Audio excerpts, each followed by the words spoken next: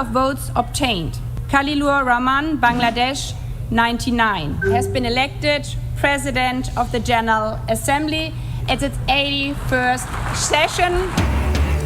জাতিসংঘের সাধারণ পরিষদের সভাপতি এখন বাংলাদেশ।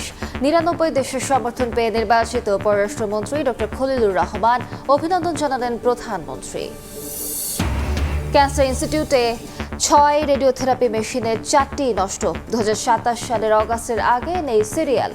আগে দিতে টাকা নিচ্ছে দালাল চক্র, নিরুপায় হয়ে পাল্টানো হচ্ছে চিকিৎসা।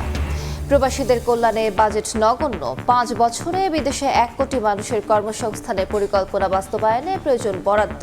রেমিটেন্স বাড়াতে নীতি সহায়তা দাবি। জুরাইনে ফ্ল্যাটে নারীর মরদেহ উদ্ধারের রহস্য উদ্ঘাটন। চাকরিচ্যুত মেজর মামুনের 4 প্রেম বিয়ের জটিল সম্পর্কের বলি শারমিন। হত্যাকাণ্ড ঢাকতে নাটকীয় পরিকল্পনা। এবং চাঁপাইনবাবগঞ্জে প্রতারক চক্রের ফাঁদে পড়ে নিঃস্ব 22,000 পরিবার। ভুয়া কার্ডে টাকা হাতে নেয়ার অভিযোগ। সহযোগী সহ মূল হোতা গ্রেফতার।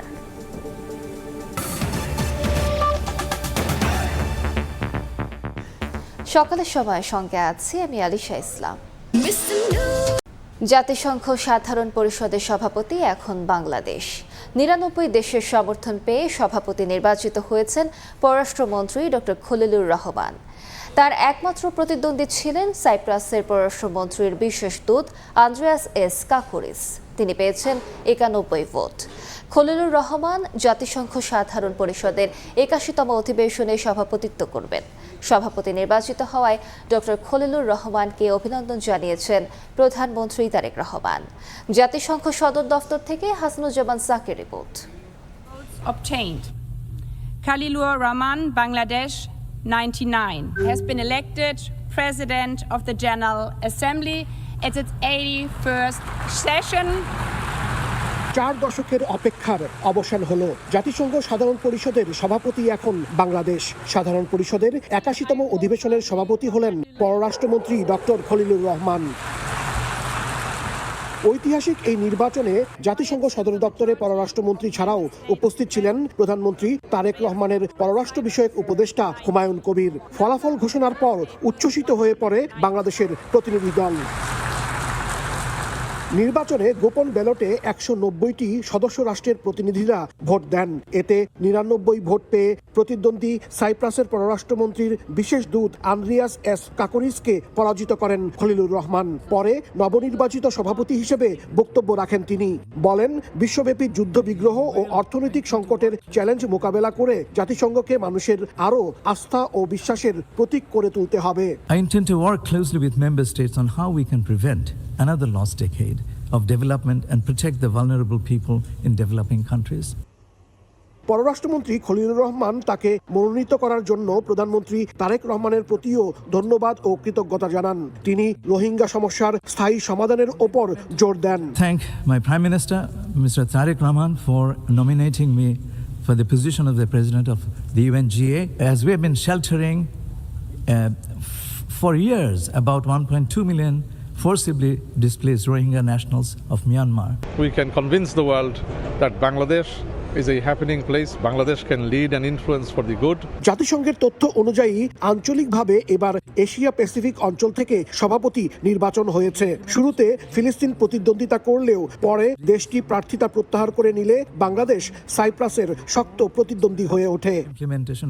জাতিসংঘ সাধারণ পরিষদের সভাপতির আসনে দ্বিতীয়বারের মতো বসতে যাচ্ছে বাংলাদেশের প্রতিনিধি। 40 বছর আগে অর্থাৎ 1986 সালে সভাপতির দায়িত্ব পালন করেছিলেন সাবেক পররাষ্ট্র সচিব ও রাজনীতিবিদ হুমায়ুন রশিদ চৌধুরী। এবার খলিলুর রহমান নির্বাচিত হওয়ায় তাকে অভিনন্দন জানিয়েছেন জাতিসংঘের বিভিন্ন সদস্য রাষ্ট্রের প্রতিনিধিরা। হাসানুজ্জামান সাকি, সময় সংবাদ, জাতিসংঘ সদর দপ্তর, নিউ ইয়র্ক। জাতিসংঘের সাধারণ পরিষদের 81তম অধিবেশনে সভাপতি নির্বাচিত হওয়ায় বাংলাদেশের পররাষ্ট্রমন্ত্রী ডক্টর খলিলুর রহমানকে অভিনন্দন জানিয়েছে বিশ্বের বিভিন্ন দেশ ও আন্তর্জাতিক সংস্থা। সামাজিক মাধ্যমে দেয়া এক বার্তায় ভারতের পররাষ্ট্রমন্ত্রী এস জয়শঙ্কর শুভেচ্ছা জানিয়ে বহুপাক্ষিক সহযোগিতা জোরদারের আশা প্রকাশ করেন। পাকিস্তানের পররাষ্ট্রমন্ত্রী ইসহাক দার এক্স বার্তায় খলিলুর রহমানকে অভিনন্দন জানান। ঢাকায় চীনা দূতাবাস অভিনন্দন জানিয়ে এই নির্বাচন আন্তর্জাতিক অঙ্গনে বাংলাদেশের প্রতি বৈশ্বিক আস্থা ও মর্যাদার প্রতিফলন হিসেবে উল্লেখ করে। ইউক্রেনের পররাষ্ট্রমন্ত্রী অ্যান্ড্রি সিবিহা জাতিসংঘে পোল্যান্ডের স্থায়ী মিশন এবং আন্তর্জাতিক মানবাধিকার সংস্থা UN ওয়াচও খলিলুর রহমানকে অভিনন্দন জানিয়েছে।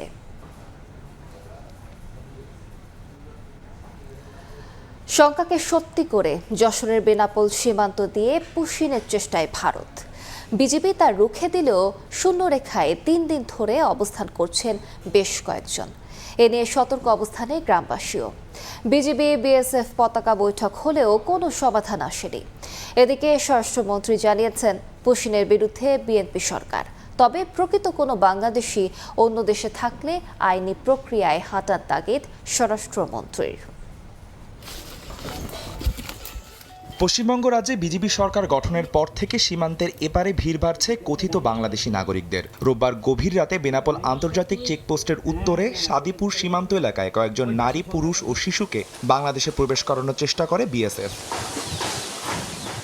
স্থানীয় বাসিন্দারা তার টের পেয়ে বিজেপিকে খবর দেয়। বিজেপি সদস্যরা দ্রুত ঘটনাস্থলে পৌঁছে পুশিনের চেষ্টা প্রতিহত করে, তবে তাদের ভারতীয় ভূখণ্ডে ফিরিয়ে নেওয়া হয়নি। সোমবার বিকেল পর্যন্ত তারা সীমান্তের জিরো লাইনে অবস্থান করছিলেন। পুশিং নিয়ে উত্তেজনা বাড়তেছে, আমরা গ্রামবাসী এলাকাবাসী সবাই অনেক আতঙ্কে আছি। ভারত সীমান্তের মতন বাংলাদেশ সীমান্তে কাঁটাতারের বেড়া থাকতো তাহলে যাতায়াত এতটা সহজ হতো না।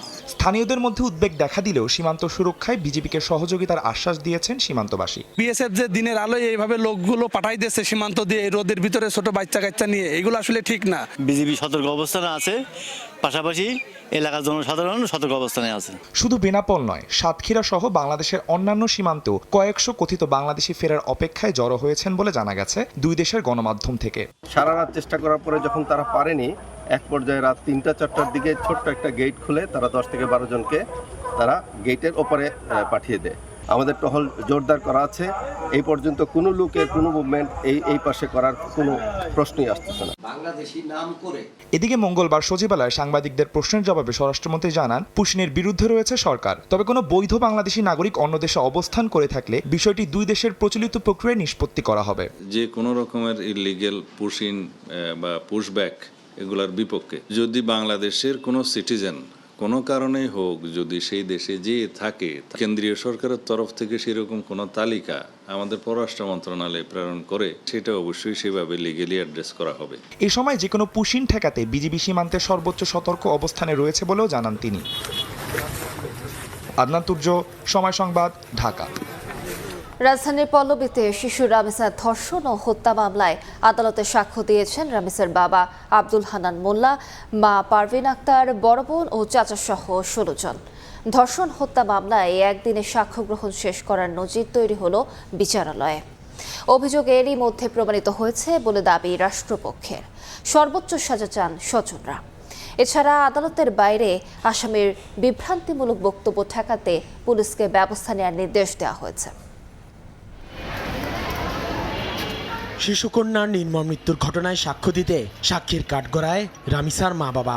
কাঠগড়ায় দাঁড়িয়ে মেয়েকে ধর্ষণ ও হত্যার বর্ণনা দিতে গিয়ে কান্নায় ভেঙে পড়েছিলেন মা, আর কথা বলার শক্তি হারিয়ে ফেলেছিলেন রামিসার বাবা। আদালতের কাছে প্রত্যাশা করি আমি আমার মাসুম বাচ্চা যে নৃশংস হত্যাকাণ্ড, যে বর্বরচিত ধর্ষণ, এটা একটা ন্যায় এবং সুষ্ঠু বিচার এবং সেই বিচারের দ্রুত কার্যকারিতা। কাঠগড়ায় দাঁড়ানো আসামি সোহেল রানার দিকে আঙ্গুল তুলে রামিসার মা পারভিন আক্তার জানান, এই লোকই তার মেয়েকে হত্যা করেছে। দরজা খুলতে বারবার আগুতি করলেও দরজা খুলেনি আসামি স্বপ্না। এদিন আদালতে সাক্ষ্য দেন রামিসার বাবা, মা, বোন ও তদন্ত কর্মকর্তা সহ 16 জন। রাষ্ট্রপক্ষের আইনজীবী জানান, সাক্ষীদের বর্ণনা থেকে আসামিদের বিরুদ্ধে আনা অভিযোগ প্রমাণিত হয়েছে। মামলার গুরুত্বপূর্ণ যে ইনক্রিমিনেটিং এভিডেন্স সেটা মাননীয় ট্রাইব্যুনালে সাক্ষীগণ তাদের জবানবন্দিতে সুপ্রতিষ্ঠিত করেছেন এবং উভয় আসামির সংশ্লিষ্টতার যে প্রমাণ সাক্ষীগণ আদালতে দিয়েছেন। একদিনেই সম্পন্ন হয় এই মামলার সাক্ষ্য জেরা। এমন উদাহরণ দেশের বিচার বিভাগে দৃষ্টান্ত হয়ে থাকবে বলে মনে করেন রাষ্ট্রপক্ষের আইনজীবী। বাংলাদেশের ইতিহাসে এটা খুবই নৃশংস ঘটনা এবং এই ঘটনায় যেমন জনগণ মর্মাহত, তেমন সরকারও এই ব্যাপারে খুবই উদ্বেগ। সরকার নিযুক্ত আসামিপক্ষের আইনজীবী বলেন, উভয় পক্ষকে ন্যায় বিচার দেওয়ার জন্য কাজ করছেন তিনি। দেশ এবং দেশের বাইরে যেন এই বিচার প্রক্রিয়া প্রশ্নের সম্মুখীন না হয়, সেজন্য আসামিপক্ষে মামলা পরিচালনা করেছি, চেষ্টা করেছি বিচারটা যেন প্রশ্নের সম্মুখীন না হয়, ত্রুটিমুক্ত হয়। বুধবার আসামির আত্মপক্ষ সমর্থনের জন্য দিন ধার্য করেছেন ট্রাইব্যুনাল। এদিনই হতে পারে উভয় পক্ষের আইনজীবীর যুক্তিতর্ক উপস্থাপন। পরে যে কোনো দিন মামলার রায় ঘোষণা করা হবে বলে জানান রাষ্ট্রপক্ষের আইনজীবী। আসিফ মোহাম্মদ সিয়াম, সময় সংবাদ, ঢাকা। জাতীয় ক্যান্সার গবেষণা ইনস্টিটিউট ও হাসপাতালই যেন ক্যান্সারে আক্রান্ত। 2027 সালের অগাস্ট মাসের আগে মিলছে না রেডিওথেরাপির সিরিয়াল। আবার 30 থেকে 50 হাজার টাকায় 2 মাসেই থেরাপির ব্যবস্থা করে দিচ্ছে একটি চক্র। ক্যান্সারের চিকিৎসায় অধিকাংশ মেশিনই এখন অকেজো। নিরুপায় হয়ে চিকিৎসা পদ্ধতি পাল্টে ফেলতে বাধ্য হচ্ছেন চিকিৎসকরা। অন্যদিকে দীর্ঘ সময় অপেক্ষায় থেকে চিকিৎসা শুরুর আগেই মারা যাচ্ছে হাজারো ক্যান্সার আক্রান্ত রোগী। নাইফ হাসানের রিপোর্ট। মারাও যাচ্ছে,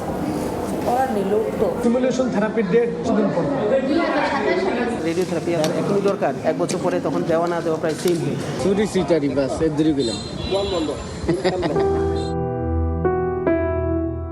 দেশের সরকারিভাবে ক্যান্সারের চিকিৎসায় রাজধানীর প্রধান ভরসা মহাখালীর জাতীয় ক্যান্সার ইনস্টিটিউট ও হাসপাতাল।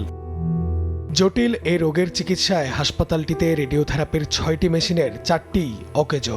2টি দিয়ে চলছে দৈনিক 2 শতাধিক রোগীর থেরাপি। অপেক্ষায় আছেন প্রায় 5,500 রোগী। পিত্তথলির ক্যান্সারে আক্রান্ত পারভিন খাতুন বর্তমানে ক্যান্সারের সেকেন্ড স্টেজে রয়েছেন তিনি। চিকিৎসা বিজ্ঞান বলছে তার সুস্থ হওয়ার জন্য দ্রুত রেডিওথেরাপি ও কেমোথেরাপির প্রয়োজন, কিন্তু সরকারি হাসপাতালে তাকে রেডিওথেরাপির সিরিয়াল দেওয়া হয়েছে 2027 সালের সেপ্টেম্বর মাসে। ততদিন পর্যন্ত এই রোগীর সুস্থ থাকার সম্ভাবনা কতটুকুই বা থাকছে? 1 মাস যে ওয়েট করতে হয় কিংবা 20 দিন যে ওয়েট করতে হয়, এই 20 দিনের মধ্যেই তো রোগী থাকে না। অনেক রোগীকে ডক্টরটা ফোন দেয় পরে ডেট। ম্যাক্সিমাম পেশেন্টই আসে আসলে ওই ইনফিরিয়র বা অ্যাডভান্স স্টেজে। অনেক পেশেন্টের মধ্যে মারাও যাচ্ছে। করার নেই, লোক তো আমাদের এখানে কমপক্ষে 8টা মেশিন থাকা দরকার, সেখানে 2টি মেশিন কাজ করতেছে। 1 বছর 1.5 বছর পরে ডেট দেওয়া না দেওয়া আছে। এই যে আমরা 1 বছর 1.5 বছর দেরি করছি, এতে কিছু পেশেন্ট তো অবশ্যই দেখা যাচ্ছে যে রেডিওথেরাপি না পাওয়ার জনিত কারণে তার ক্যান্সারটা ছড়িয়ে যাচ্ছে, তার আর্লি রিকারেন্স হচ্ছে, তার সার্ভাইভাল কমে যাচ্ছে।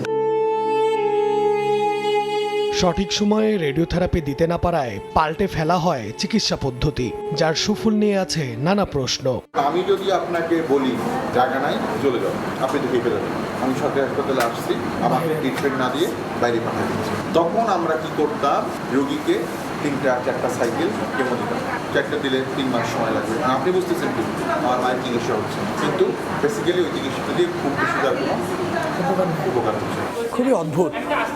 চিকিৎসক, নার্স থেকে শুরু করে মেডিকেল টেকনোলজিস্টরাও জানেন 1 বছর রেডিওথেরাপির জন্য অপেক্ষা করা মানে এই রোগীকে আরও মৃত্যুর মুখে ঠেলে দেওয়া। তবুও তারা সকলেই যেন নিরুপায়। অন্যদিকে এই সুযোগকে কাজে লাগিয়ে একটি চক্র টাকার বিনিময়ে রেডিওথেরাপির সময় এগিয়ে আনছে। এবার তাদেরকেও দেখাতে চাই আমরা। হাসপাতালেই দালাল চক্রের সাথে পরিচয় হয় মাদ্রাসা পড়ুয়া বেলালের। 30,000 টাকায় 7 মাস এগিয়ে চলতি মাসেই পেয়েছেন রেডিওথেরাপির সিরিয়াল।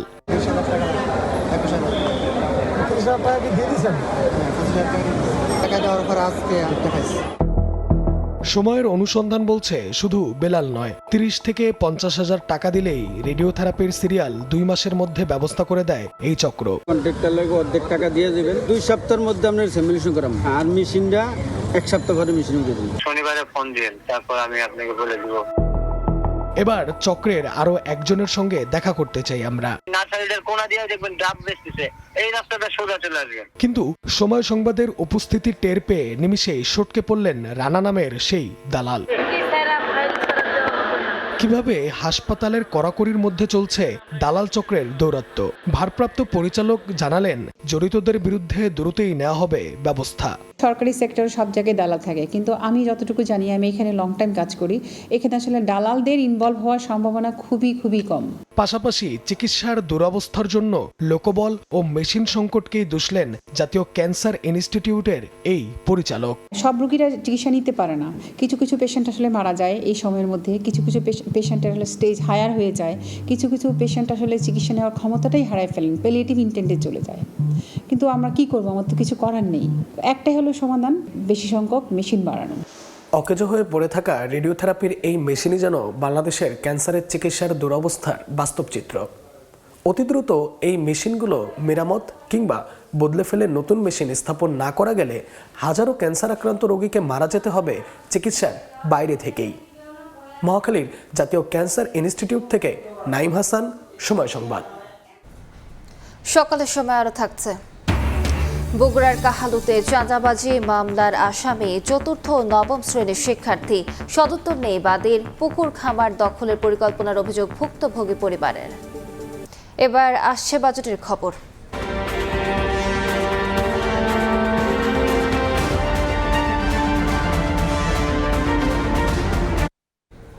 পরিবারকে ভালো রাখতে বিদেশে যাওয়া প্রবাসী শ্রমিকরাই হয়ে উঠেছেন অর্থনীতির কাণ্ডারি, অথচ প্রত্যাশিত সম্মান স্বীকৃতি কোনোটাই পান না বলে অভিযোগ তাদের।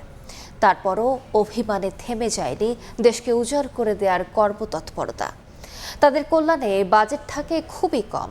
এ অবস্থায় আগামী অর্থ বছরেও বরাদ্দ বাড়াতে না পারলে হয়তো অসম্ভব হয়ে পড়বে 5 বছরে বিদেশে 1 কোটি মানুষের কর্মসংস্থান তৈরিতে বর্তমান সরকারের পরিকল্পনা বাস্তবায়ন, এমন শঙ্কা করছেন বিশেষজ্ঞরা।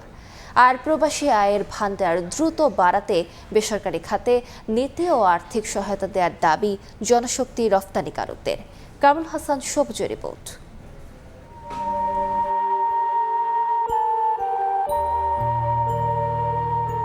সব ছেড়ে বিদেশ যাওয়ার আগে আরও একবার প্রিয়জনকে খুঁজে ফেরা, তারপর পরিবারকে ভালো রাখার প্রত্যাশায় শৈশব কৈশোর কাটানো মাতৃভূমি ছেড়ে পরবাস যাত্রা। পাঠাইলাম এখন ছেলের বিদেশ, যাতে ছেলের ভবিষ্যৎ ভালো হয়, নিজেও ভালো থাকে, আমাদেরকে ভালো রাখতে পারে। ভয় তো আছেই, তারপরও জীবিকার টানে যাচ্ছি। বিদেশে যাওয়া এসব সাধারণ মানুষের শ্রমে ঘামেই স্ফীত হচ্ছে দেশের প্রবাসী আয় রিজার্ভের আকার।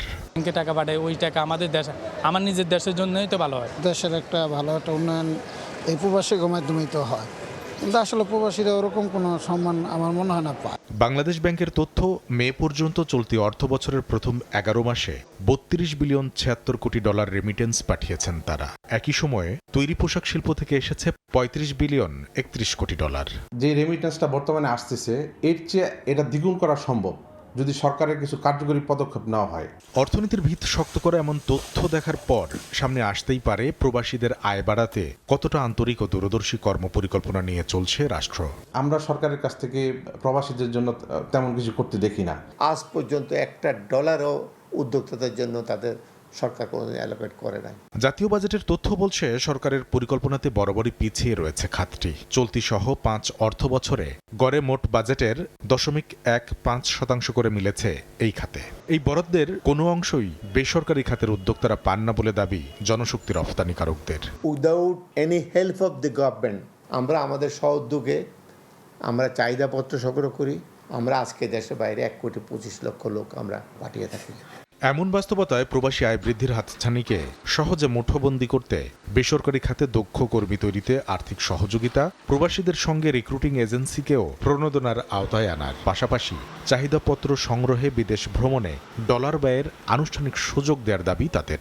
ফিলিপাইন, নেপাল ওরা স্কিল ওয়ার্কার পাঠাচ্ছে, যেখানে আমরা ম্যাক্সিমাম আমরা পাঠাচ্ছি জেনারেল ওয়ার্কার। স্কিল ওয়ার্কারের সবসময় অভিবাসন ব্যয় কম থাকে, পাশাপাশি তারা রেমিটেন্সটা বেশি পাঠায়, তাদের স্যালারি বেশি হয়। চামড়া শিল্পের উপর আপনি প্রণোদনা দিচ্ছেন, এটাকে আরও বেশি এক্সপোর্ট করার জন্য, কোয়ালিটি ডেভেলপ করার জন্য আপনি এটাকে একটা খাত বলবেন না। একদিকে বলতেছে দক্ষতার বিকল্প নাই, তাহলে এই দক্ষতা ডেভেলপমেন্টটা করবে কে?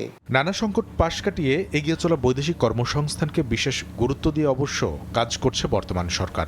5 বছরে বিদেশের মাটিতে নিশ্চিত করতে চায় 1 কোটি মানুষের কর্মসংস্থান। এই আকাঙ্ক্ষা পূরণের পথে আগামী অর্থ বছরের মোট বাজেটের 1% বরাদ্দ প্রবাসী খাতে রাখার পরামর্শ বিশ্লেষকদের। আমরা সরকারের এই কর্মপরিকল্পনা বাস্তবায়ন করবার জন্য বাজেটে বরাদ্দ বাড়ানো দরকার এবং সেক্ষেত্রে 1% মোট বাজেটের বরাদ্দ দেওয়া হয়। তাও যদি সম্ভব না হয় তাহলে বাজেটের মোট বরাদ্দের 0.05% অন্ততপক্ষে 1%-এর অর্ধেক মোট বাজেটে বরাদ্দ যদি দেওয়া যায় বাজেট থেকে, তাহলে আমরা অভিবাসন খাতের যে এখন কর্মপরিকল্পনা গ্রহণ করছি, প্রশিক্ষিত জনগোষ্ঠী প্রেরণ করব, তাহলে আমরা এই যে শ্রীলঙ্কা এবং পাশাপাশি দেশ যদি ফিলিপাইনের কথা বলি, তারা যেভাবে অল্প সংখ্যক কর্মী প্রেরণ করে প্রচুর উপার্জন করতে পারে, আমরা সেই উপার্জনটা করতে পারবো। বরাদ্দের অর্থ ব্যয় সরকারি টিটিসিতে বৈদেশিক শ্রমবাজারের চাহিদাকে মাথায় রেখে প্রশিক্ষণ দেওয়ারও পরামর্শ সংশ্লিষ্টদের। কিন্তু মনে করেন যারা কামরুল হাসান সবুজ, সময় সংবাদ, ঢাকা।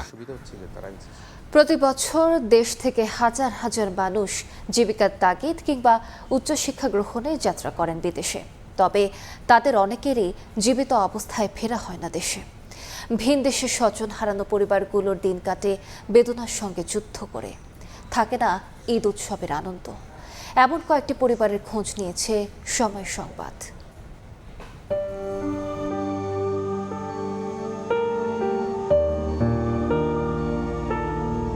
জীবিকার তাগিদ কিংবা উচ্চশিক্ষা গ্রহণ, প্রতি বছর দেশ থেকে হাজার হাজার মানুষের গন্তব্য হয় বিদেশ।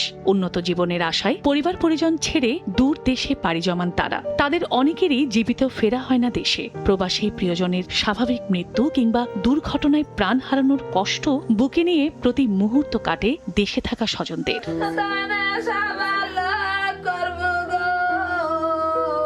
পরিবারের আর্থিক সচ্ছলতার আশায় ইরাকের কুর্দিস্তান যান জামালপুরের মাদারগঞ্জ উপজেলার বজলুর রশিদ ও মনোহার আলী।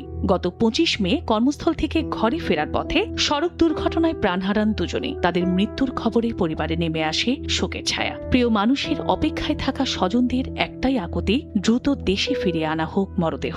কখনো ভাবিনি যে আসলে এইভাবে সে অ্যাক্সিডেন্ট করবে। অনেক ঋণবাসী করে সে খুব অসহায় অবস্থায় আছে। ছোট্ট পরিবার, এদের ইনসুজার কোনো তৌফিক নাই। জীবিকার তাগিদে গেছে, আসার পরে সে দেশে এসে একটু ব্যবসা বাণিজ্য করতে হয়তো নির্মম পরিহাসে হয়তো সে রোড অ্যাক্সিডেন্টে মারা গেছে। লাশটা যেন দাফন করার ব্যবস্থা করে, স্বামীর লাশটা যেন দেশে আসে, আমি এটাই আবেদন করি। আর আমার নাই মানে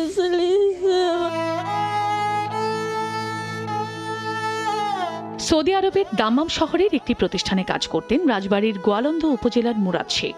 গত 23 এপ্রিল রাস্তা পারাপারের সময় একটি বাস চাপা দিলে প্রাণ হারান মুরাদ। গত 9 মে তার মরদেহ দেশে আসলে নিজ এলাকায় দাফন করা হয়, কিন্তু দাফনের মধ্য দিয়ে শেষ হয়নি পরিবারের শোক। স্বজনহারা পরিবারে ফিকে হয়ে গেছে আনন্দ। এই ঈদের পরে আসার কথা ছিল বাড়িতে, তা তো আসতে পারলো না। কষ্ট ভোগ করতেছে, আনন্দ নাই আর কি। আমাদের ঈদ কি আর হয়, আনন্দ আর নাই। পরিবারের সঙ্গে ছুটি কাটিয়ে 3 মাস আগে মালয়েশিয়ায় ফিরে যান কুমিল্লার বুড়িচংয়ের খোরশেদ আলম। স্বাভাবিক কর্মজীবনে ফিরে গেলেও হঠাৎই হৃদরোগে আক্রান্ত হয়ে 17 মে সন্ধ্যায় মৃত্যু হয় তার। 22 মে দেশে পৌঁছায় তার মরদেহ। পরিবার জানায় বিদেশি কোম্পানির কাছে খোরশেদের পাওনা রয়েছে। সরকারের পক্ষ থেকে কোনো রকম হেল্প বা যেটুকু করা সম্ভব যদি করে তাহলে সবচেয়ে ভালো হয়, কারণ অনেক ছোট একটা ছেলে আর মেয়ে 3 জন আছে। আমি তো জানি না যে ছেলে আমার মারা যাবে, আমার ঈদে আবার ঈদ কি, আমাদের জীবনে আনন্দ বলতে আর কিছুই নাই।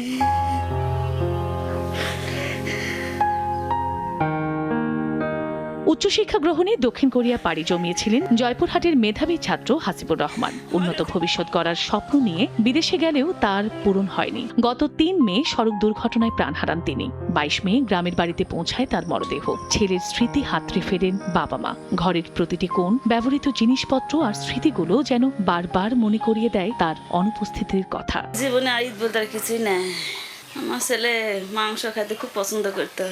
বিদেশে যখন গেল তারপরে প্রতিদিন বলি, আব্বু তুমি না ফোন করে আমাকে না দেখায় রুটি গোস্ত খাওছেন কিনা। সালামি দেওয়ার পর এইবার ঈদে যে এরকম একটা সংবাদ শুনবো আমি জীবনে কল্পনাও করিনি। আনন্দের উৎসবেও যারা প্রিয়জনকে ফিরে পাননি তাদের কাছে ঈদ হয়ে উঠেছে দীর্ঘশ্বাস আর চোখের জলের গল্প। চন্দ্র বিশ্বাস, পবি, সময় সংবাদ। এ যেন চতুর্ভুজ প্রেমের করুণ পরিণতি। পরকীয়ার জেরে হয়েছেন চাকরিচ্যুত, আর এখন নতুন আরেক পরকীয়ায় খুনের মামলার আসামি। এই গল্প চাকরিচ্যুত মেজর আব্দুল্লাহ আল মামুনের।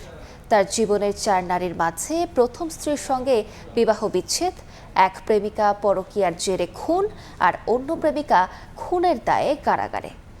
আর বর্তমান স্ত্রী আছেন 1 মাসের শিশু সন্তান নিয়ে।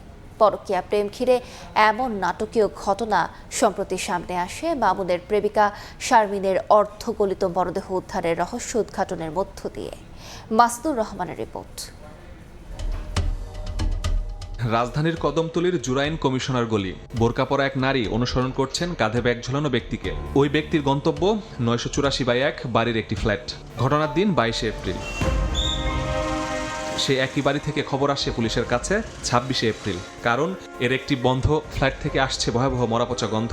খবর পেয়ে দরজা ভেঙে পুলিশ উদ্ধার করে সেই ফ্ল্যাটের বাসিন্দা শারমিন আক্তার শেলির অর্ধগলিত মরদেহ। সবাই বললাম যে ভাই গন্ধ হয় কই থেকে, তখন বললো কি হেরা চারতলা হেরা খেয়াল করলো যে চারতলা থেকে গন্ধটা আইতাছে। এলাকাবাসী জানায় স্বামী স্ত্রী পরিচয়ে ভাড়া নেওয়া এই ফ্ল্যাটে মূলত থাকতেন শারমিন আক্তার শেলি, আর তার স্বামীর পরিচয়ে থাকতেন সেনাবাহিনী থেকে চাকরিচ্যুত মেজর আব্দুল্লাহ মামুন। শারমিন হত্যা তদন্তের শুরুতে পুলিশের হাতে লাগে একটি সিসিটিভি ফুটেজ, যেটি দেখে তারই কথিত স্বামীকে সন্দেহ করে পুলিশ। তাহলে কি তার স্বামী তাকে হত্যা করেছে নাকি অন্য কেউ? এমন প্রশ্ন নিয়ে এগুতে থাকে এই হত্যার তদন্ত। সেই সিসি ক্যামেরার ফুটেজে দেখা যায় 22 এপ্রিল রাত 8টা 8 মিনিটে অটোরিকশায় করে জুরাইন কমিশনার গলি আসেন মামুন। পরদিন সকালে বাসা থেকে বেরিয়ে যান। এজন্য পুলিশ মামুনকে গ্রেফতার করে। হত্যার দায় মামুন অস্বীকার করায় শুরু হয় পুলিশের অধিগত তদন্ত।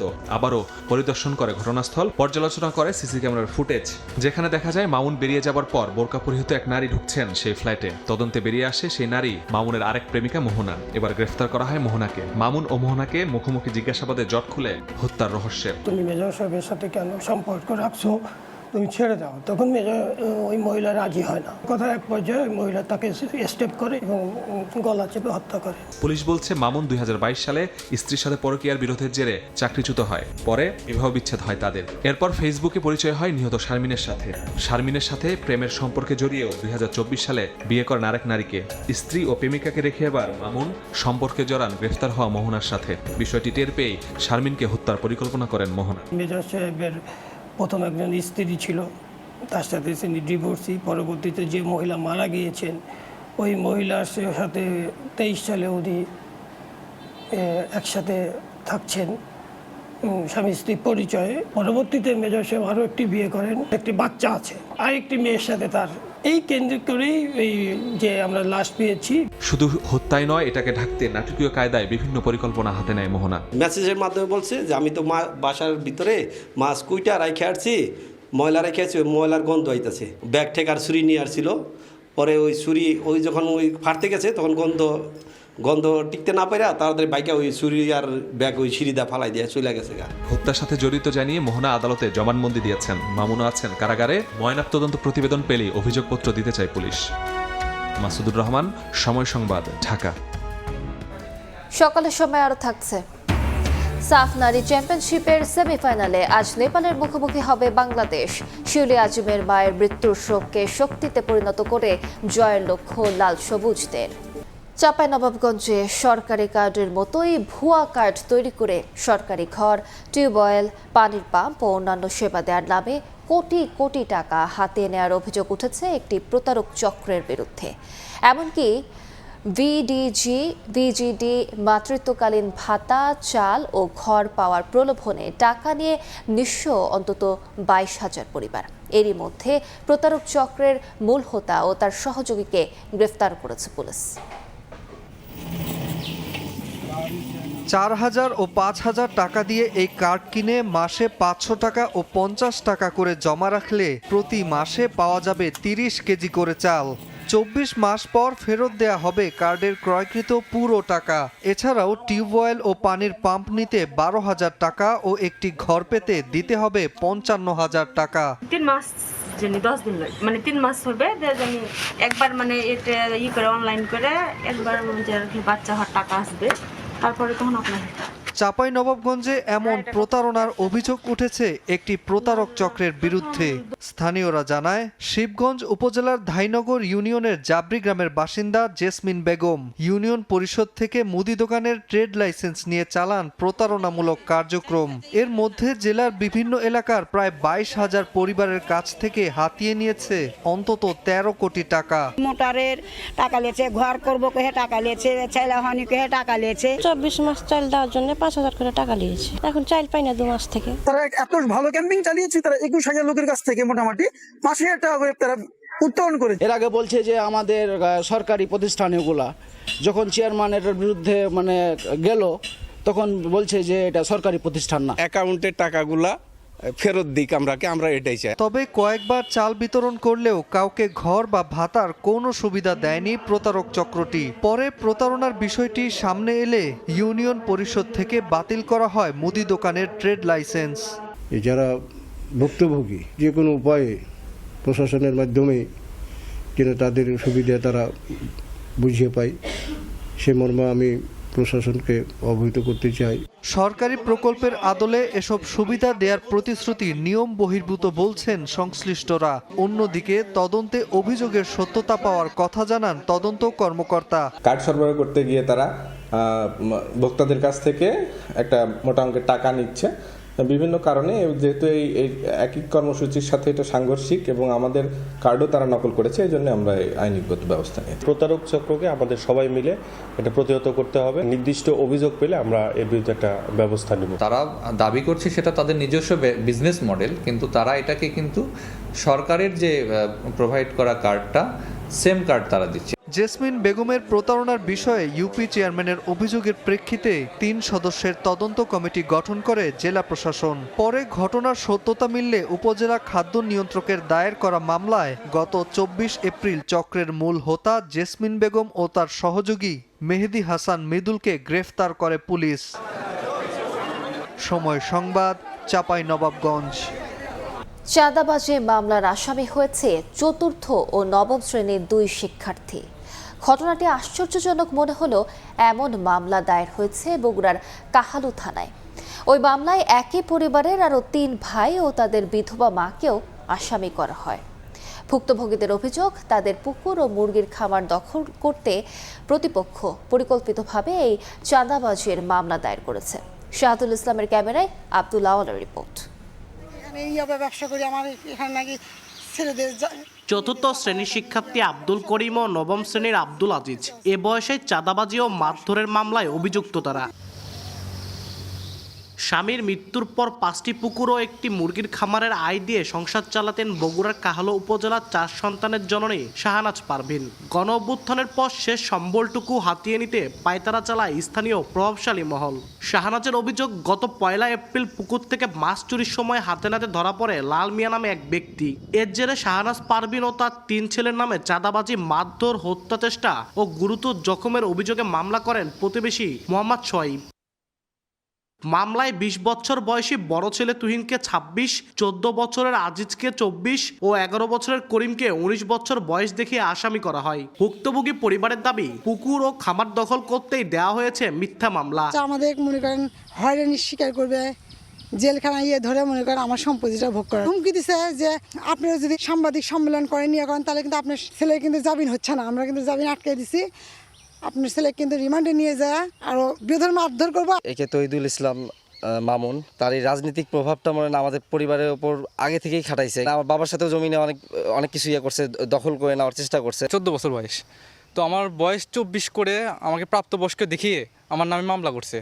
আমার মায়ের চরিত্রে কলঙ্ক দিছে, আমরা বলে ইয়াবা চাঁদাবাজি করি। বয়স বাড়িয়ে মামলা দেওয়ার বিষয়ে কোনো সদুত্তর দিতে পারেননি বাদী সোহাইব। আর শারীরিক গঠন দেখে মামলা নেওয়ার কথা জানান কাহালু থানার ভারপ্রাপ্ত কর্মকর্তা। অপরাধ তারা নিশ্চিত করছে, খোঁজ নিয়ে জানে, আমি ওই বয়সটাই জানছি, ওই অনুযায়ী করছি, মামলা করছি। যদি প্রমাণিত হয় যে না তার বয়স কম, সেই অনুযায়ী বাংলাদেশের আইনে যেটা হবে সেটাই। অপ্রাপ্ত বয়স্করা যদি ঘটনার সাথে জড়িত না থাকে, মামলা তদন্তাধীন যদি জড়িত না থাকে, তাহলে আমরা আইনগত ব্যবস্থা নেব না, তাদেরকে চার্জশিট থেকে অব্যাহতি দিব। এমন ঘটনা আইনের অপব্যবহার বলে মনে করছেন সরকারি কৌশলী। আর ঘটনা তদন্তে আশ্বাস পুলিশের ঊর্ধ্বতন কর্মকর্তার। যদি তারা দোষী সাব্যস্ত হয় তাহলে শিশু আইনে যে ধারা সেই প্রোটোকল অনুযায়ী ব্যবস্থা গ্রহণ করা হবে। আর চাঁদাবাজির যে বিষয়টা আছে এটা তদন্তাধীন। এই কিশোর অপরাধীদের সঙ্গে বয়স্কদের অপরাধীদের একসঙ্গে মামলা নেওয়াটা এটা ঠিক হয়নি। কিশোর অপরাধীদের বিষয়টা খুবই সতর্কতার সাথে পুলিশের দেখা উচিত ছিল। মামলায় 12 এপ্রিল তুহিনকে গ্রেপ্তার করে পুলিশ। পরে 17 মে তাকে সহ 2 ভাই এবং মাকে জামিন দেন চিফ জুডিশিয়াল ম্যাজিস্ট্রেট আদালত। থানায় গেলে যে মামলা করব, মামলা নিতে চায় না আমাদের। আব্দুল আওয়াল, সময় সংবাদ, বগুড়া। সকাল সকাল জমজমাট পাবনার পাইকারি লিচুর হাট। বিস্তারিত জানাতে ঈশ্বরদীর আওতাপাড়ার লিচুর হাটে আছেন রিপোর্টার সবুজ মোল্লা। সরাসরি যাচ্ছি তার কাছে। সবুজ। লিচু উৎপাদনের জন্য সমৃদ্ধ একটি জেলা পাবনা। সারা দেশে যে পরিমাণ লিচু উৎপাদন হয়ে থাকে তার একটি বড় অংশ উৎপাদন হয় পাবনা থেকে। আর আজকে আমরা এই মুহূর্তে অবস্থান করছি পাবনার ঈশ্বরদীর আওতাপাড়া লিচুর আড়তে। আর এই আওতাপাড়া লিচুর আড়তটি সারা বাংলাদেশের মধ্যে নাম করা একটি লিচুর আড়ত, যে আড়তে প্রতিদিন লিচু বেচা কেনা হয়ে থাকে 1 থেকে 1.5 কোটি টাকার। আর এই লিচুর হাটটি মূলত ভোর 5টা থেকে শুরু হয়ে সকাল 9টা পর্যন্ত চলে। গুরুত্বপূর্ণ একটি বিষয় জানিয়ে রাখি যে এই লিচুর আড়তটিতে ঢাকাসহ বিভিন্ন জেলার ব্যবসায়ীরা এসে পাইকারিতে খুচরা মূল্যে পাইকারিতে কিনে নিয়ে ঢাকাসহ জেলার চাহিদা পূরণ করে বিভিন্ন জেলায় নিয়ে বিক্রি করা হয়, ঢাকাতে বিক্রি করা হয়। তবে কৃষকরা বলছেন যে সম্প্রতি তীব্র গরমে লিচু পুড়ে গেছে, যে কারণে লিচু যারা চাষি রয়েছেন, যারা লিচু ব্যবসায়ীরা রয়েছেন, যারা বাগান কিনেছিলেন বা কেউ বাগান পরিচর্যা করে নিজেরাই লিচু উৎপাদন করেছিলেন, তারা বলছেন যে তারা ক্ষতিগ্রস্ত হচ্ছেন। এদিকে আমরা পেছনটা আসলে দেখতেই পাচ্ছেন যে আসলে ঝুড়িতে তোরায় কিন্তু সাজানো রসালো লিচু, ক্রেতা আর বিক্রেতাদের কিন্তু হাঁকডাকে উৎসবমুখর পরিবেশ বিরাজ করছে। এদিকে আসলে গত কয়েকদিন আগে আমরা যদি একটু পেছন দিকে ফিরে যেতে চাই, তাহলে গত মাসের 7 তারিখ থেকে বাজারে উঠতে শুরু করেছে এই সকল দেশীয় জাতের আটির লিচু, যেটাকে বলা হয় মুজাফফর জাতের লিচু। তবে গত মাসের 17 তারিখের দিকে মূলত পরিপক্ক লিচু বাজারে উঠতে শুরু করে। মানে কৃষি বিভাগ বলছে যে গত 7 তারিখে যেসব লিচুগুলো বাজারে উঠেছিল সেগুলো কিন্তু অপরিপক্ক, আর অধিক লাভের আশায় কিছু অসাধু ব্যবসায়ীরা এই লিচু বাজার তুলেছিলেন। আর এখন পর্যন্ত এই ছিল আমার কাছে সর্বশেষ। সরাসরি যুক্ত ছিলাম পাবনার ঈশ্বরদীতে। ঈদের ছুটির কারণে 1 সপ্তাহ দেরিতে বাজারে নেমেছে চাঁপাইনবাবগঞ্জের আম। বিভিন্ন বাজারে জমজমাট গোপাল ভোগ, খিরসাপাত আমের বেচাকেনা। এই মুহূর্তে পুরাতন বাজারে আছেন রিপোর্টার জাহাঙ্গীর আলম, যাচ্ছি তার কাছে। চাঁপাইনবাবগঞ্জের আমবাজারগুলো জমে উঠেছে এই মুহূর্তে। আসলে এই যে টানা ঈদের যে লম্বা একটি ছুটি, এই ছুটির পর যেমন জনজীবন স্বাভাবিক হয়েছে, আমবাজারেও এর প্রভাব পড়েছে। আমরা দেখছি যে দীর্ঘ ছুটির পর বাজারগুলোতে ব্যাপক সমাগম হয়েছে আমের, জমজমাট হয়েছে আমের কেনা বেচা। তবে চাষি এবং আম যারা বিক্রেতা তারা বলছেন যে আসলে এই মুহূর্তে আমের যে ক্রেতা সংকট থাকার কারণেই মূলত আসলে তারা অনেকটাই কম দামে বিক্রি করছেন, একেবারেই উৎপাদন খরচও উঠা নিয়ে তারা শঙ্কা রয়েছে। আমি এই মুহূর্তে পুরাতন বাজার এলাকায় রয়েছি, যেখানে আমের যে বাজার দর সেটি হচ্ছে এই মুহূর্তে গোপালভোগ এবং খিরসাপাত 1500 থেকে 2000 টাকা মন দর বিক্রি হচ্ছে। 200-100 টাকা বেশি হচ্ছে যে কাঁচা আমের দাম বিক্রি হলেও পাকা আমের দর একেবারেই কম। আম চাষি এবং বিক্রেতারা বলছেন যে মূলত আসলে ঈদের যে লম্বা ছুটি এর প্রভাব পড়েছে। 1 সপ্তাহ পরে আসলে যে সময়টা আম আসার কথা ছিল বা যে সময়টা পরিপক্ক হয়েছে তার অন্তত 1 সপ্তাহ পরে আমগুলো আসলে বাজারে তারা নামাতে পেরেছেন। এর কারণ হিসেবে তারা বলছেন ঈদের লম্বা ছুটি এবং পরিবহন বন্ধ থাকার কারণে মূলত তাদের এই সমস্যাটায় পড়েছেন। এবং আমের এই মুহূর্তে আমরাও যে বাজারটিতে রয়েছি সেখানেও দেখছি বিক্রেতারা আমের বস্তা সাজিয়ে বসে আছেন, কিন্তু ক্রেতার আসলে সংকট রয়েছে। তারা বলছেন যে আসলে বাইরে থেকে, দেশের বিভিন্ন জেলা থেকে যে সমস্ত ব্যাপারীগুলো আসে তারাও এখন পর্যন্ত খুব একটা এই বাজারগুলোতে আসছে না, যার ফলে আসলে একেবারেই খুব কম মূল্যে আম বিক্রি করতে হচ্ছে। অন্যদিকে কৃষি বিভাগ বলছে যে আবহাওয়া অনুকূলে এই মুহূর্তে থাকলেও আসলে অল্প কিছুদিনের মধ্যেই যেহেতু বাজার চালু হয়েছে, অল্প কিছুদিনের মধ্যে হয়তো আরও বেশি দাম বৃদ্ধি হতে পারে এবং বাজার পরিস্থিতি স্বাভাবিক হবে। এই মুহূর্তে আম চাষিরা বলছেন যে এই রকম বাজার পরিস্থিতি যদি চলতে থাকে তাহলে তাদের উৎপাদন খরচ ওঠা নিয়ে শঙ্কায় রয়েছে তাদের, এবং ব্যাপক লোকসান গুনতে হবে তাদের। এই মুহূর্তে বাজারগুলোতে সবচেয়ে বেশি আমের যে সমাগম হয়েছে সেটি হচ্ছে খিরসাপাত, এছাড়াও গোপালভোগ আম রয়েছে। আর অল্প কিছুদিনের মধ্যেই হয়তো অন্যান্য আমগুলো চাঁপাইনবাবগঞ্জের যে বাজারগুলো রয়েছে সেখানে আসতে শুরু করবে। এই ছিল চাঁপাইনবাবগঞ্জ থেকে আমের বাজার দরের সর্বশেষ। সরাসরি যুক্ত ছিলাম চাঁপাইনবাবগঞ্জে। বাংলাদেশে একটি বড় হত্যাকাণ্ড সম্পর্কে সব জানেন বলে দাবি করেছেন পশ্চিমবঙ্গের সাবেক মুখ্যমন্ত্রী মমতা বন্দ্যোপাধ্যায়। হত্যাকাণ্ডের পেছনে ভারত সরকারের সম্পৃক্ততা ছিল বলে দাবি করেন তিনি। এমনকি হত্যা মামলার আসামিরা পশ্চিমবঙ্গে গ্রেফতার হলে সে খবর চেপে রাখতে ভারতের স্বরাষ্ট্রমন্ত্রী অমিত শাহ ফোন করেছিলেন বলেও জানিয়েছেন মমতা। পশ্চিমবঙ্গের তৃণমূল কংগ্রেসের ক্ষমতা হারানোর প্রায় 1 মাস পর মঙ্গলবার বড় কর্মসূচিতে রাস্তায় নামেন তৃণমূল নেত্রী। সেখানে বিস্ফোরক মন্তব্য করেন তিনি।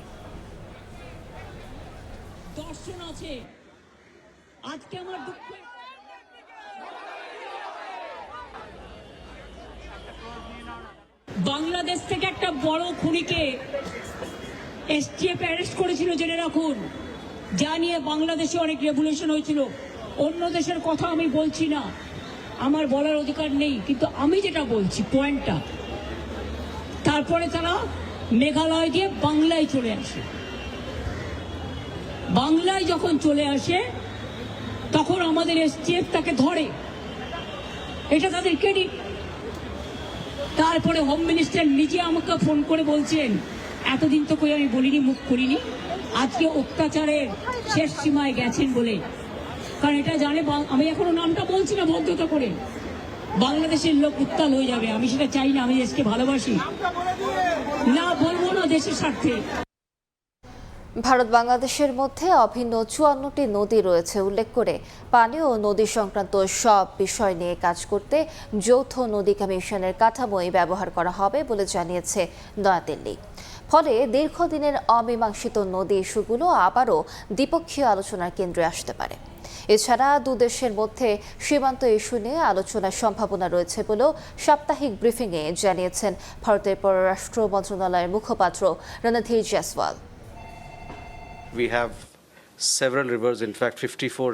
ভারত ও বাংলাদেশের মধ্যে 54টি নদী রয়েছে যা দুই দেশ ভাগাভাগি করে ব্যবহার করে। এসব নদী সংক্রান্ত বিষয় নিয়ে কাজ করার জন্য আমাদের একটি যৌথ নদী কমিশন রয়েছে, যা একটি প্রাতিষ্ঠানিক দ্বিপক্ষীয় ব্যবস্থা। পানি ও নদী সংক্রান্ত বিষয়ে ভারত ও বাংলাদেশের মধ্যে যে কাঠামোবদ্ধ দ্বিপক্ষীয় সহযোগিতা রয়েছে তার অংশ হিসেবেই আমরা এসব ইস্যু নিয়ে আলোচনা ও পর্যালোচনা করব।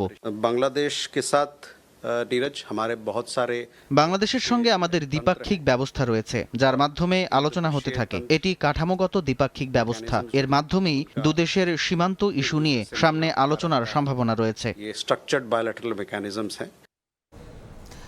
লেবাননের দক্ষিণাঞ্চলে ইসরায়েলি হামলা অব্যাহত থাকলেও আপাতত রক্ষা পেয়েছে রাজধানী বৈরুত। যুক্তরাষ্ট্রের মধ্যস্থতায় হওয়া আংশিক যুদ্ধবিরতির আওতায় হিজবুল্লাহ ইসরায়েলের ভেতরে হামলা না চালালে বৈরুতে বড় ধরনের অভিযান চালাবে না বলে জানিয়েছে তেল আবিব। তবে দক্ষিণ লেবাননে ইসরায়েলি বিমান হামলায় অন্তত 4 জন নিহত এবং শতাধিক আহত হয়েছেন। মার্কিন প্রেসিডেন্ট ডোনাল্ড ট্রাম্প ঘোষিত সমঝোতার পর বৈরুতে বড় ধরনের হামলা থেকে বিরত থাকবে বলে জানায় ইসরায়েল। লেবানন সরকার জানায় হিজবুল্লাহ ইসরায়েলের ভেতর সরাসরি হামলা না চালানোর বিনিময়ে রাজধানী বৈরুতে ব্যাপক বিমান হামলা চালাবে না ইসরায়েল। তবে দক্ষিণ লেবাননে সামরিক অভিযান অব্যাহত থাকবে বলে স্পষ্ট করে দিয়েছে তেল আবিব। এরই মধ্যে দক্ষিণাঞ্চলের টাইর শহরে জামাল আমেল হাসপাতালের পাশের ভবনগুলোতে ইসরায়েলি বিমান হামলায় বেশ কয়েকজন নিহত হয়েছেন, আহত হয়েছেন শতাধিক মানুষ। ক্ষতিগ্রস্ত হয়েছে হাসপাতালের বিভিন্ন ওয়ার্ড, ইনকিউবেটর ও চিকিৎসা সরঞ্জাম। হাসপাতাল কর্তৃপক্ষ জানায় কোনো পূর্ব সতর্কতা ছাড়াই এ হামলা চালানো হয়, যদিও ইসরায়েলের দাবি লক্ষ্যবস্তু ছিল হিজবুল্লাহর অবকাঠামো। যুদ্ধবিরতি লঙ্ঘনের অভিযোগে নাবাতিহ এলাকা থেকে বাসিন্দাদের সরে যাওয়ার নির্দেশ দিয়েছে ইসরায়েলি বাহিনী। তাদের দাবি ইসরায়েল লক্ষ্য করে হিজবুল্লাহ ড্রোন ও ক্ষেপণাস্ত্র হামলা চালিয়েছে। তবে হিজবুল্লাহ বলছে তাদের যোদ্ধারা দক্ষিণ লেবাননের ভেতরে অবস্থানরত ইসরায়েলি ট্যাঙ্ক ও সেনাদের লক্ষ্য করেই হামলা চালিয়েছে, সীমান্ত পেরিয়ে কোনো আক্রমণ চালানো হয়নি। অন্যদিকে ইরান সতর্ক করে বলছে লেবাননে যুদ্ধবিরতি ভঙ্গ হলে তা পুরো আঞ্চলিক সমঝোতার লঙ্ঘন হিসেবে বিবেচিত হবে। একই সঙ্গে তেহরান ইঙ্গিত দিয়েছে লেবাননে ইসরায়েলি অভিযান অব্যাহত থাকলে যুক্তরাষ্ট্রের সঙ্গে চলমান পরোক্ষ আলোচনা স্থগিত করা হতে পারে। এই অবস্থায় ওয়াশিংটনে ইসরায়েল ও লেবাননের প্রতিনিধিদের মধ্যে নতুন দফা আলোচনা শুরু হচ্ছে, যা সংঘাত নিয়ন্ত্রণে গুরুত্বপূর্ণ হয়ে উঠতে পারে। বরকতুল্লাহ, সময় সংবাদ। সাফ নারী চ্যাম্পিয়নশিপের সেমিফাইনালে নেপালের মুখোমুখি হবে বাংলাদেশ নারী ফুটবল দল। ফাইনাল নিশ্চিতে এই ম্যাচে জয় ছাড়া কিছুই ভাবছে না ডিফেন্ডিং চ্যাম্পিয়নরা। তবে নেপাল ম্যাচের আগে দুঃসংবাদ পেল বাংলাদেশ নারী ফুটবল দল। বার্ধক্যজনিত কারণে শিউলি আজিমের মায়ের মৃত্যুতে অনুশীলন করেনি লাল সবুজের মেয়েরা। এদিকে রোমাঞ্চকর ফাইনালের অপেক্ষায় নেপালের কোচ। বাংলাদেশকে হারিয়ে ফাইনালে যেতে চায় হিমালয়ের কন্যারা। ম্যাচ শুরু হবে বাংলাদেশ সময় বিকাল 4:30টায়। ভারতের গোয়া থেকে ফাহিম ইসলামের রিপোর্ট। টুর্নামেন্টে বাঁচা মরার লড়াইয়ে নেপালের বিপক্ষে মহা গুরুত্বপূর্ণ সেমিফাইনালের আগে ব্যাম্বোলিম অ্যাথলেটিক স্টেডিয়ামে শেষ সেশন করার কথা ছিল বাংলাদেশ নারী ফুটবল দলের। তবে একেবারে শেষ মুহূর্তে সেই অনুশীলন বাতিল করে টিম ম্যানেজমেন্ট। তবে যথাসময়ে অনুশীলনে এসেছে নেপাল নারী ফুটবল দল। শিউলি আজিমের মায়ের মৃত্যুর খবর শুনে শোক প্রকাশ করেন নেপাল নারী ফুটবল দলের কোচ। গেল 2 সাফে হিমালয় কন্যাদের হৃদয় ভেঙেছিল বাংলাদেশ দল। এবার তাই যে কোনো মূল্যে লাল সবুজদের বিপক্ষে জয় তুলে নিয়ে ফাইনাল নিশ্চিত করতে চায় নেপালের ফুটবলাররা। সাবিত্রা আমাদের দলে গুরুত্বপূর্ণ একজন খেলোয়াড়। তার অনুপস্থিতিতে অবশ্যই দলের জন্য ভালো নয়, তবে আমার বিশ্বাস তরুণরা তার জায়গা নিয়ে নেবে। নিঃসন্দেহে ম্যাচটি অনেক বেশি প্রতিদ্বন্দ্বিতাপূর্ণ হতে যাচ্ছে। তবে সকালে অনুশীলন না করলেও বিকালে রিকভারি সেশন করেছে বাংলাদেশ নারী ফুটবল দল। শিউলি আজিমের মায়ের মৃত্যুর শোক কাটাতে আরব সাগরের পারে ফুটবলারদের উজ্জীবিত করার চেষ্টা করেছে টিম ম্যানেজমেন্ট। সবচেয়ে গুরুত্বপূর্ণ বিষয় হলো নিজেদের প্রস্তুত করা এবং ইতিবাচক মানসিকতা নিয়ে এগিয়ে যাওয়া। মূল চ্যালেঞ্জটা হলো দুঃখ, মর্মান্তিক ঘটনা এবং বিশেষ করে আমরা যে পরিস্থিতিতে আছি সেই শোককে ইতিবাচক শক্তিতে রূপান্তরিত করা। কাজটা মোটেও সহজ নয়, তবে আমি দৃঢ়ভাবে বিশ্বাস করি এই মেয়েরা মাঠে গিয়ে দারুণ পারফরমেন্স দেখানোর সক্ষমতা রাখে। তবে পরিসংখ্যান কথা বলছে বাংলাদেশের পক্ষে। নেপালের বিপক্ষে শেষ 5 দেখার কোনোটিতেই হারেনি বাংলার জয়িতারা। শিউলির মায়ের প্রয়াণে শোক ছুঁয়ে গেছে পুরো দলকে। তবে সেই শোককে শক্তিতে রূপান্তর করতে চায় বাংলাদেশের নারী ফুটবলাররা। সেমিফাইনালে নেপালকে হারিয়ে ফাইনাল নিশ্চিত করতে বদ্ধপরিকর লাল সবুজের মেয়েরা।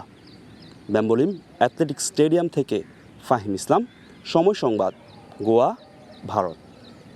নেপালের বিপক্ষে গুরুত্বপূর্ণ সেমিফাইনালের আগে পরিবর্তন আসতে পারে পিটার বাটলারের একাদশে। জায়গা হারাতে পারেন right winger Shamsun Nahar junior. তার পরিবর্তে দেখা যেতে পারে সাগরিকাকে। মাঝ মাঠেও আসতে পারে পরিবর্তন। মৌমিতা খাতুনের পরিবর্তে শুরুর একাদশে ঢুকতে যাচ্ছেন উমহেলা মারমা। তবে অপরিবর্তিত থাকবে লাল সবুজ মেয়েদের ডিফেন্স লাইন। ভারতের গোয়া থেকে আরও জানাচ্ছেন রিপোর্টার ফাহিম ইসলাম। নেপালের বিপক্ষে ম্যাচের আগে একটা দুঃসংবাদ দিয়ে দিন শুরু হলো বাংলাদেশ নারী ফুটবল দলের। শিউলি আজিমের মায়ের মৃত্যুতে শোকে কাতর পুরো দল। তবে সেই শোককে এক পাশে রেখে বাংলাদেশ নারী ফুটবল দলকে মোকাবিলা করতে হবে শক্তিশালী নেপালের বিপক্ষে। সেই ম্যাচের জন্য নিশ্চিতভাবেই ভিন্ন পরিকল্পনা করছেন হেড কোচ পিটার বাটলার। যেহেতু ভারতের বিপক্ষে বড় ব্যবধানের হার, সেখানেই নেপালের বিপক্ষে একাদশে দেখা যেতে পারে বেশ কিছু পরিবর্তন। গোলকিপিং পজিশনে মিলি আক্তারের জায়গাটা একেবারেই পাকাপোক্ত। মিলি ভারতের বিপক্ষে হেড ইঞ্জুরিতে পড়লেও তাড়াতাড়ি সেরে ওঠেন।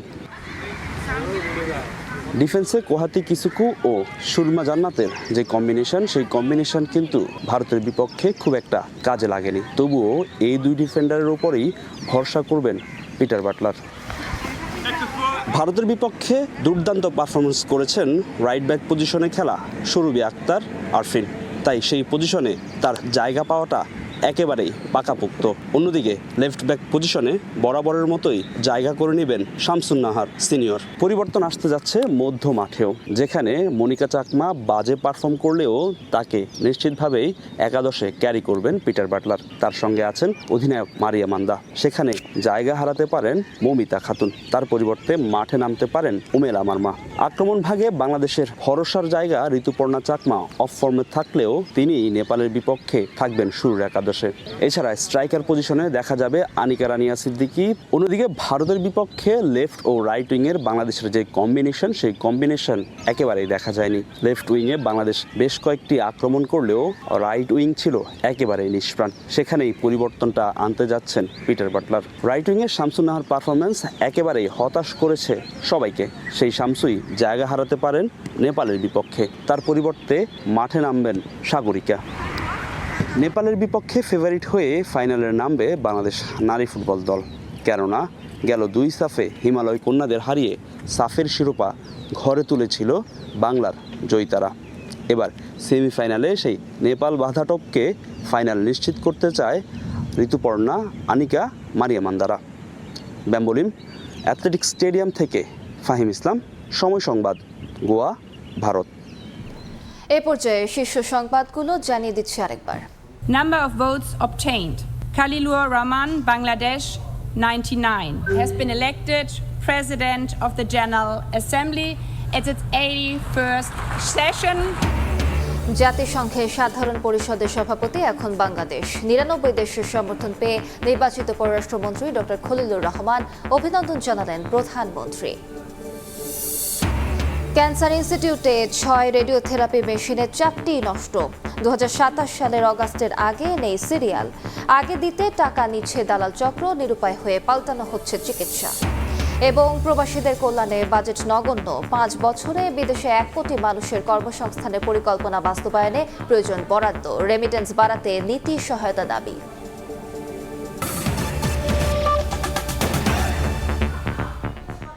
এই ছিল সকালের সময়। এরপর আন্তর্জাতিক সময় নিয়ে সঙ্গে থাকবেন রোজা চৌধুরী। ধন্যবাদ আলিশা। আন্তর্জাতিক সময় নিয়ে আসছি কিছুক্ষণ পর, সঙ্গে থাকুন সময়।